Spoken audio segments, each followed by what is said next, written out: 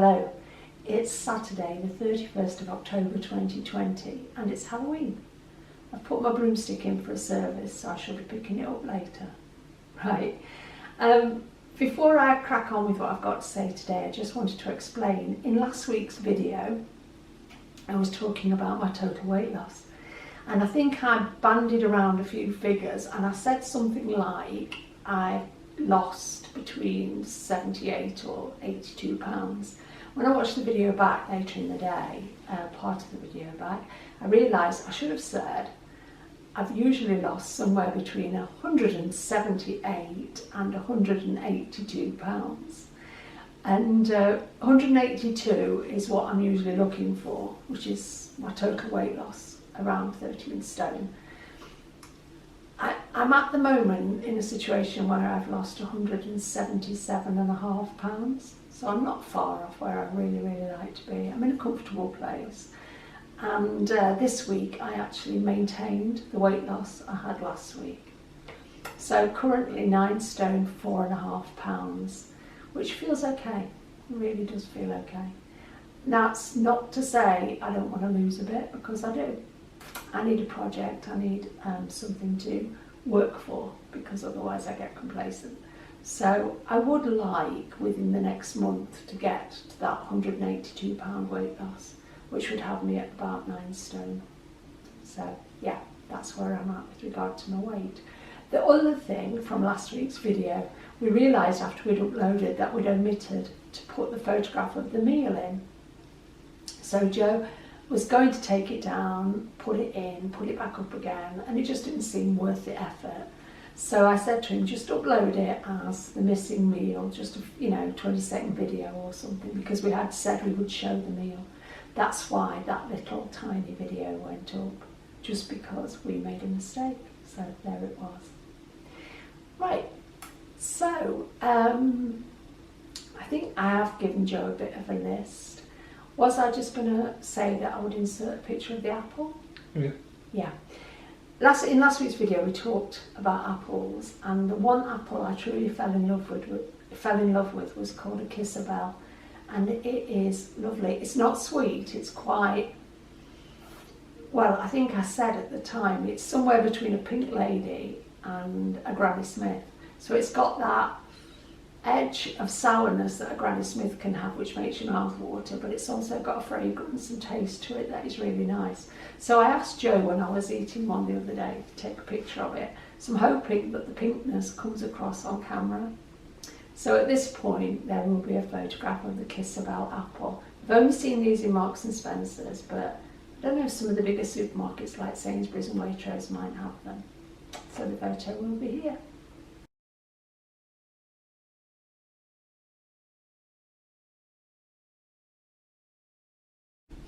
Okay, so last week we majored on apples, and this week we decided to do a similar thing, but to pick out many varied different types of potatoes. Now, this was a useful experiment because what we were trying to do was mix up our grains. We eat a lot of brown basmati rice, we eat millet, we eat bulgur wheat? Buckwheat, I always mix those up. We eat buckwheat, and quinoa, which I always want to call quinoa, and different things like that. But I love potatoes. Joe was not the biggest fan of potatoes. He could take them or leave them, but he's much more of a grain man. So I persuaded him to try a week of potatoes. And I think the outcome and how Joe felt about them, even though he thought they were enjoyable, was quite interesting. So you would have somewhere around 900 grams of potatoes split between 2 meals, yeah? Yeah. And what was you finding, Joe, that was interesting? I really enjoyed the taste of them and everything, but they never filled me up. I could always eat more of them. I was always hungry after my meals, and which I thought was really interesting, because you'd think for somebody who was eating, 450 grams of potatoes at breakfast and 450 grams of potatoes with his lunch, that's a pound of potatoes. And every meal, well, I think with the exception of one, every meal he said, I'm still hungry, they just haven't filled me. And it was highlighted yesterday, wasn't it? because you'd had your breakfast and you had your pound of potatoes with your breakfast, and then you went straight out to do shopping for somebody. And he texted me from the middle of his shop in Asda and said, those potatoes haven't even touched the sides, I'm starving. And he has a good big meal. And I thought that was interesting. Yeah, it was weird. I was less hungry before I ate than you were after. than I was after. Yeah. It's interesting because you would usually eat about 250 grams of cooked rice. Yeah. And is that about the same number of calories? Yeah. But obviously not as heavy and bulky as 450 grams of potatoes, but you found much more filling. Yeah. Brown rice actually satiates me, keeps me going. We used to find this with pasta, because neither of us is ever full after eating white pasta, are we? Yeah, well, pasta just in general. We had that pasta made of lentils and beans from Aldi, and that made me starving hungry as well. Yeah. So isn't it funny how we can react to food? Because you think if you're taking in the calories and the bulk of the food, you'd think you'd be satisfied. But it's not always the case. I'd just be interested if anybody else feels that about potatoes, that they're just not satiating. Anyway, he's back on the rice. He's had basmati rice, brown basmati rice with his breakfast this morning. And I'm going to have brown basmati rice with my lunch today, because I shall have Joe's, what we call dirty mushroom rice. It's really delicious. So, we made a list of the different potatoes that we bought, and we'll give you our verdict on which ones we really enjoyed. So have you got the list, Joe? Yeah.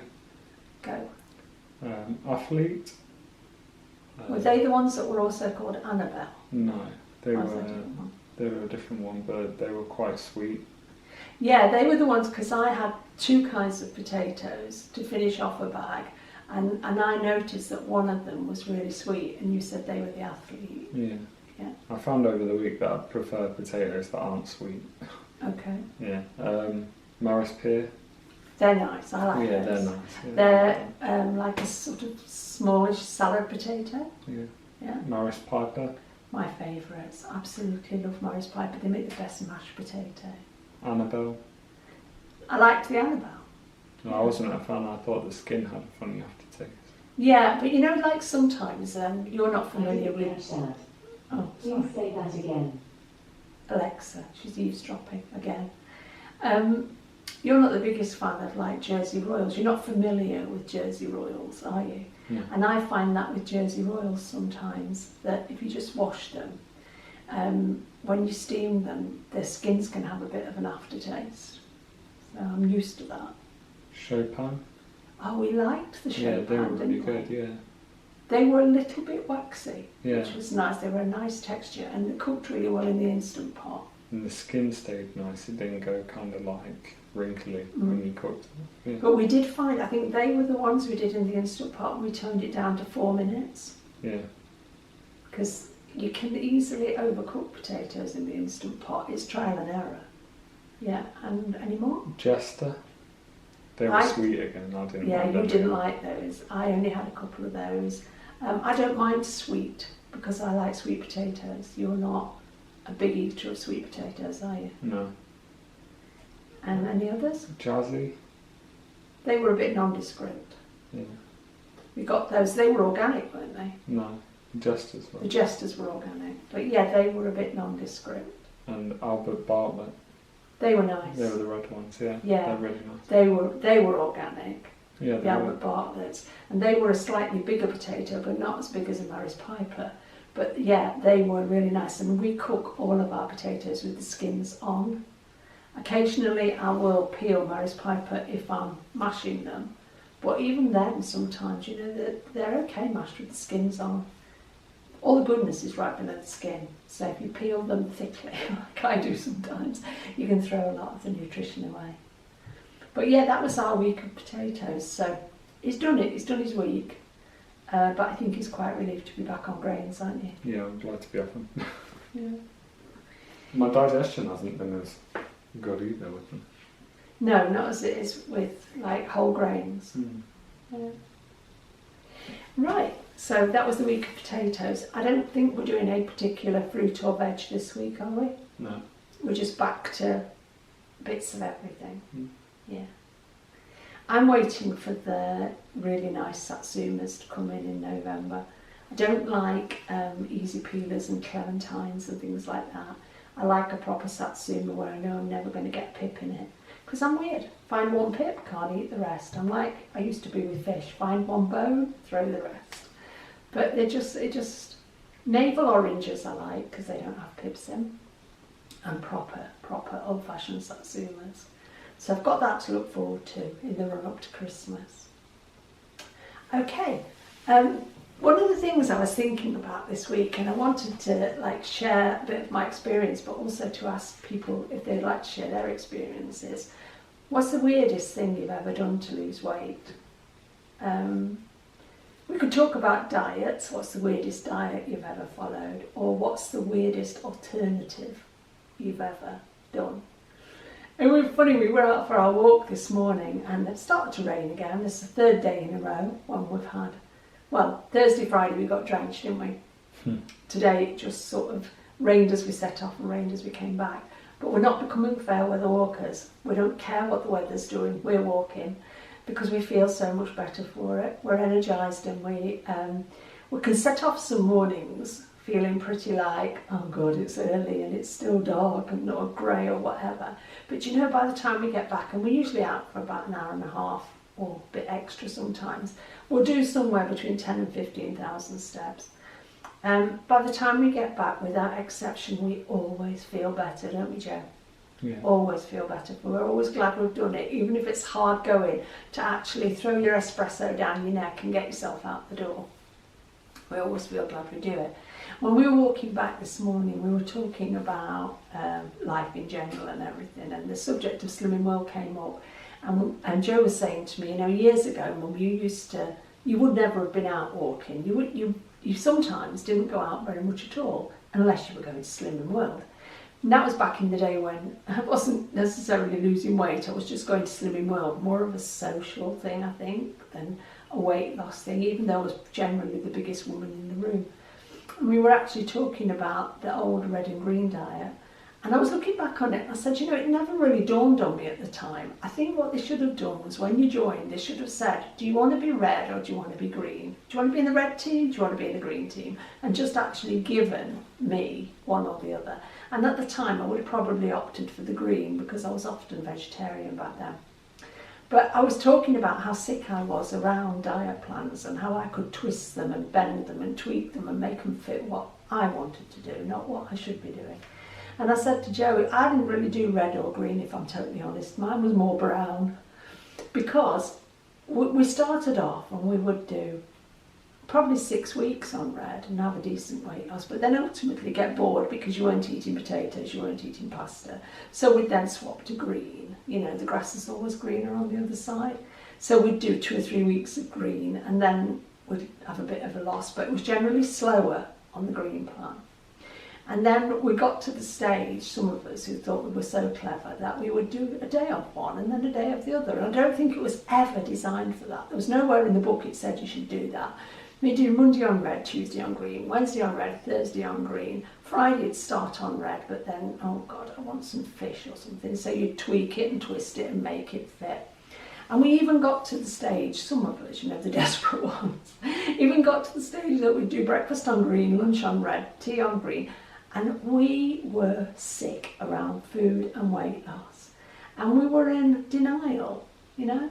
And I think so many of us, and I'm speaking for myself and my friends and the cohorts that I went to group with, not necessarily you, if you're watching this video, but so many of us have lived for so many years in denial around weight loss that we've spent a lot of time sitting back, waiting for an instant solution, an instant fix, sort of let's go to bed tonight. Somebody invent a mattress that if I lie on it, I'll wake up tomorrow morning 5 stone lighter.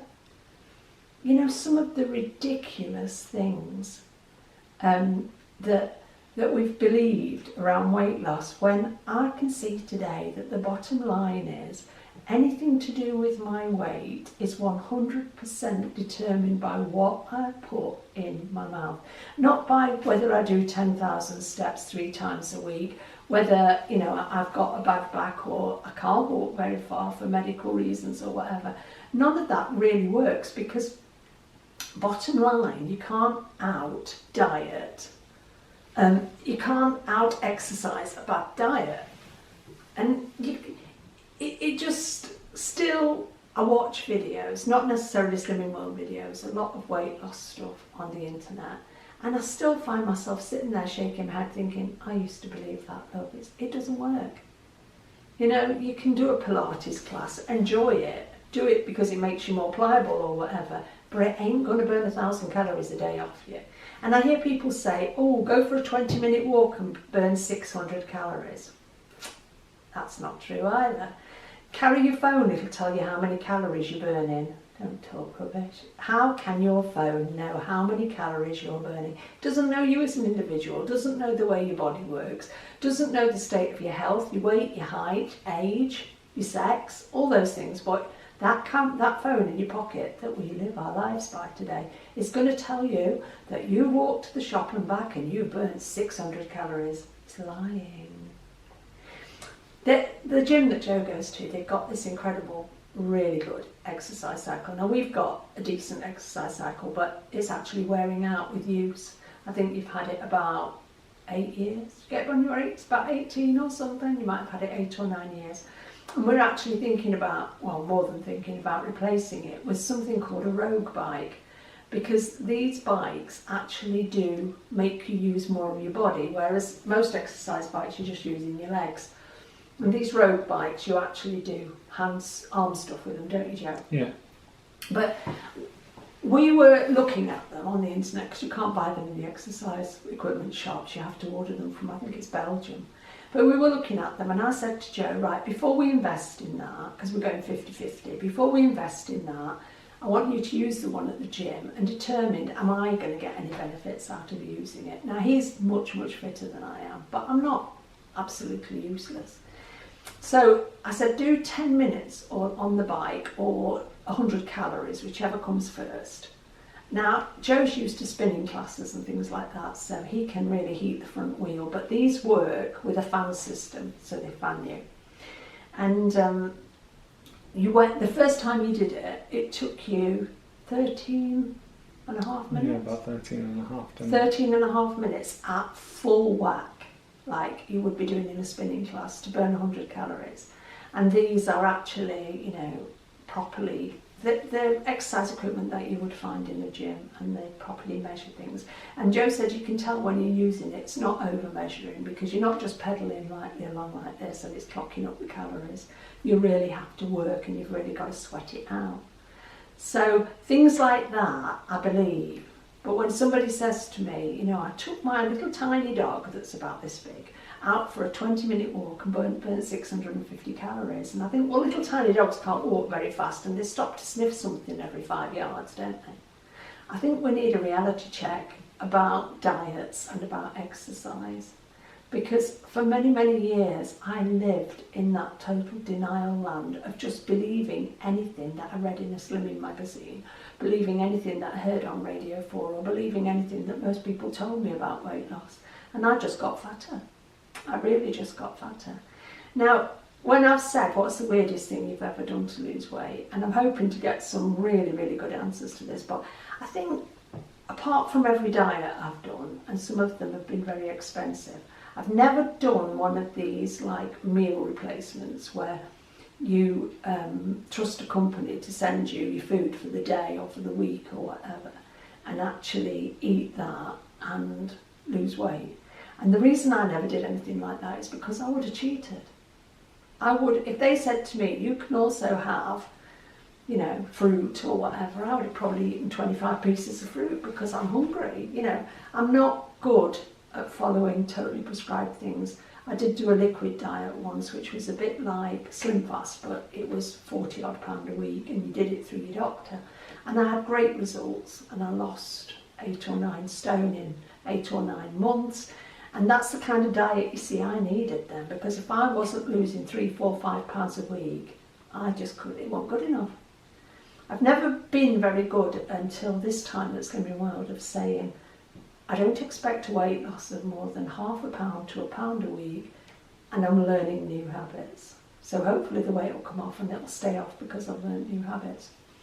But I think when it comes to the weirdest thing I've ever done to lose weight, for me it was hypnosis. I wanted to go and see a hypnotist who lives about half a mile away from where I live, and he had a fantastic reputation. And I believe in hypnosis, even if it's only like auto-suggestion or something. And I do believe in hypnosis. But I wanted to go and see this guy. I remember his name was Stefan, and I remember contacting him with a view to finding out, what he offered. And as soon as he said how much it was, and I'm talking years ago, before Joe was born, and it was something like £90 a session. I think it would be like paying 250 quid a session, and you need to come every week for 6 weeks or 8 weeks or something. And I thought, no, I can't justify that. Just can't justify that, because my husband was so used to me wasting money on trying to lose weight, and he was tall and slim, and I can understand now why he didn't get it. Because he could see all the lying and the deceiving and the secret eating and everything I did. And he saw the wrappers in the knicker drawer and hidden in the bathroom cabinet, and he knew what I was doing. So I can see now why he didn't have a lot of faith in what I was doing. So what did I do? I found myself another hypnotist who had a decent reputation, but maybe not as good as Stefan. And she was a lady called Hilary. And I went to her because she was only £50 a session, and I spent £1,500 before. I went every week, sometimes twice a week, but I spent £1,500 before I had the sense to stop wasting my money, because I used to go and see her and I used to think, this is amazing, this is so interesting. Then I'd go home and stuff my face, and then I'd say to myself, well, it'll work one day, it'll just click, it'll work. It never did for me. It may have worked for somebody else, I'd be interested to hear that, but it never worked for me, because I was in that mindset when I was waiting for somebody else to do it for me. I'm a lazy bones. I wasn't prepared to put the work in. And I'm finding at the moment, where we live, we've just gone into our second day of tier 3 for the coronavirus.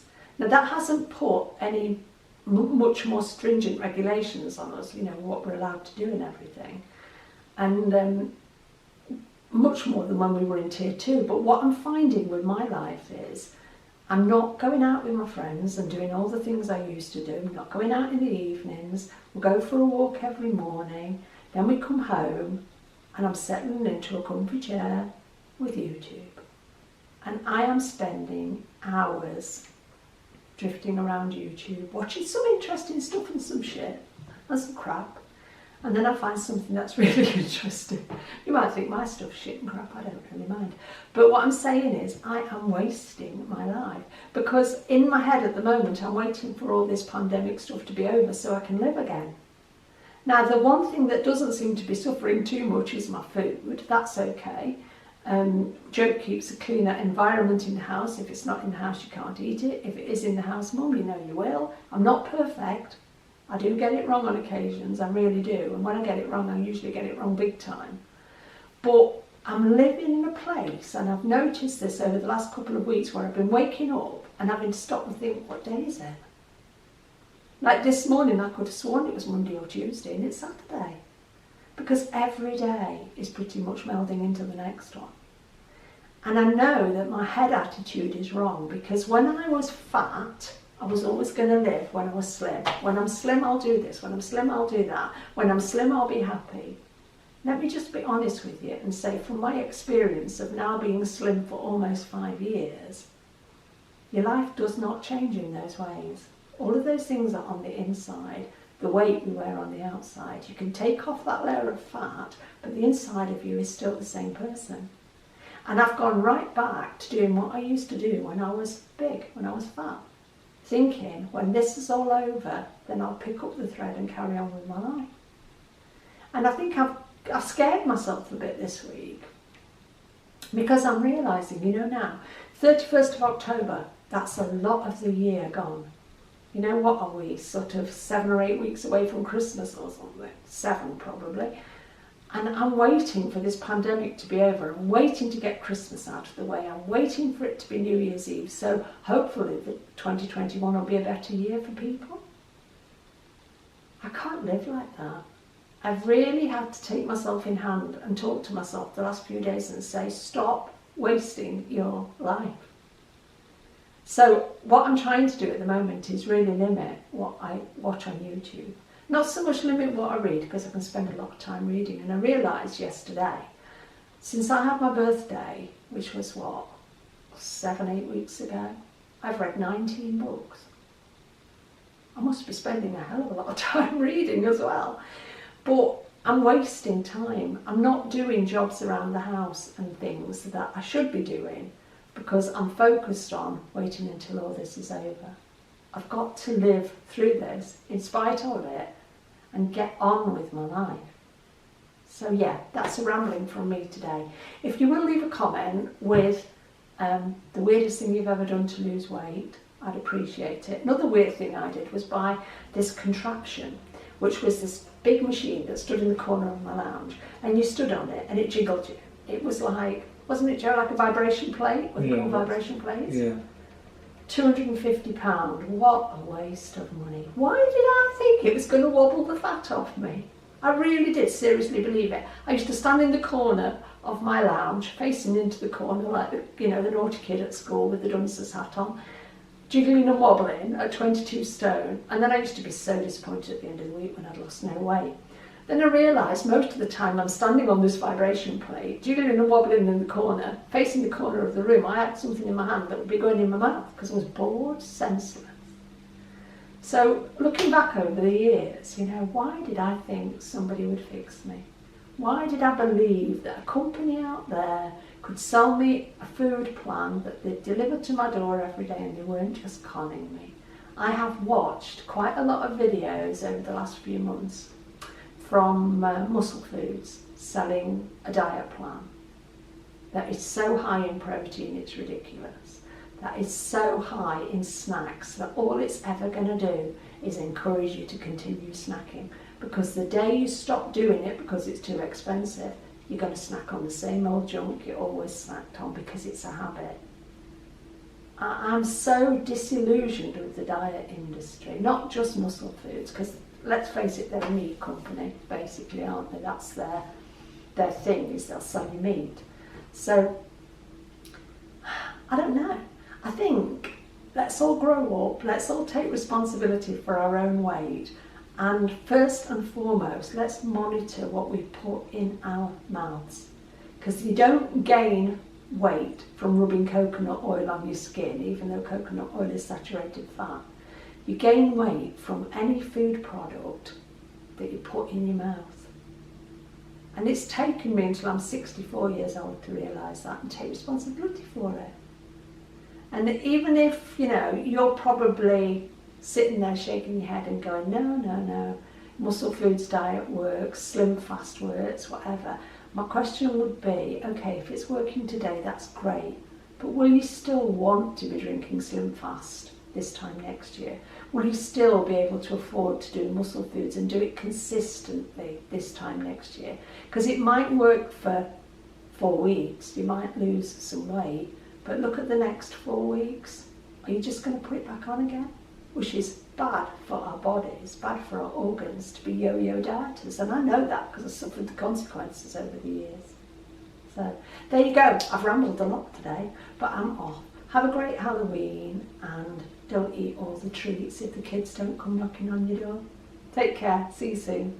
Bye.